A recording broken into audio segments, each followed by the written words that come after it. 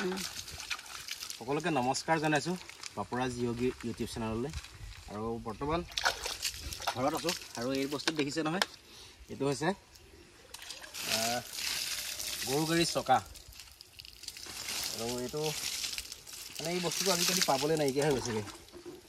এই বস্তুটো মানে আজিকালি লুপ্ত হৈ গৈছে। তো এই ওচৰৰে দাদা এজনৰ ঘৰত আছিলে, তাৰ পৰা মই কিনি লৈ আহিছোঁ। আনি ভাবিছোঁ যে এইকেইটাত ধুনীয়াকৈ অলপ বনাওঁ। ধুই আছোঁ, পুখুৰীৰ পৰা পানী অলপ লৈ লওঁ।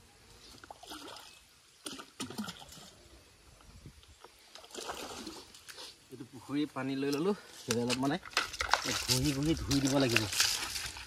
এই বস্তু অলপ ৰং চং কৰি ভাবিছোঁ যে তাতে ডিজাইন চিজাইন কৰি দিম, কেনেকুৱা লাগে পাছত আপোনালোকক দেখাম। গৰু গাড়ীৰ চকা এইফালে এটা আছে, সেইটো এটা এইটোতো একদম পূৰা লেতেৰা হৈ গৈছে। এইবোৰ দিছেনে, এইবোৰ অলপ ডেমেজ হৈ গৈছেগৈ। মানে ডেমেজ হৈ যোৱাৰ কাৰণে অলপ মিস্ত্ৰী লগাই পিনে বনাই ধুনীয়াকৈ বনাম, আপোনালোকক দেখাম কেনেকুৱা হয়। আৰু এইটো সজাই থ'লে বেছি ভাল লাগিব, কাৰণ এইটোতো বেলেগ কামত ব্যৱহাৰ কৰিব পৰা নাযায়। তেনেকুৱা গতিকে এইটো বহু বছৰৰ আগত এই বস্তুটোৱে ঘৰে ঘৰে আছিলে। আমাৰ অসমত প্ৰতি ঘৰ মানুহৰে আছিলে বুলি ক'লেও ভুল নহয়। গাঁৱততো এভেইলেবল, আৰু এতিয়া গাঁৱতো পাবলৈ নাই।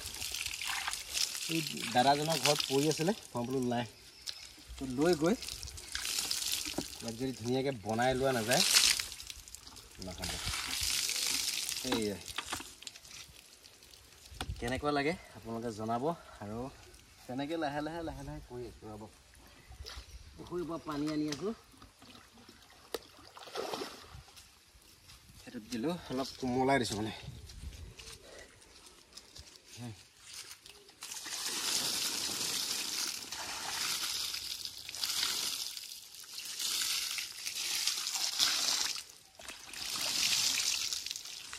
এইবোৰ আজিকালি এতিয়া পাবলৈ নাইকিয়া হৈ গ'ল, গৰু গাড়ী চকা।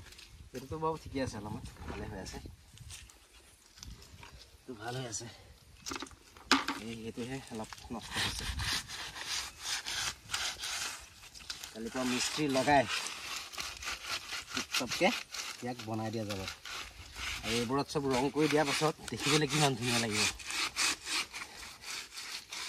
তেনেকুৱা এইটো এয়া হৈছে আমাৰ অসমীয়াৰ চিনাকি, অসমীয়াৰ স্বাভিমান গৰু গাড়ী। আৰু গৰু গাড়ী বস্তুটো লুপ্ত হৈ যোৱাৰ কাৰণে আমি এইবোৰ যিমান পাৰোঁ সংৰক্ষণ কৰিবলৈ বিচাৰিছোঁ। আৰু সম্পূৰ্ণ কামটো হোৱাৰ পাছত আৰু ৰং কৰি সকলো হোৱাৰ পাছত আপোনালোকক দেখাম। এতিয়া ধুই কৰি লওঁ। সকলোকে ধন্যবাদ জনাইছোঁ ভিডিঅ'টো চোৱাৰ বাবে। Thank U.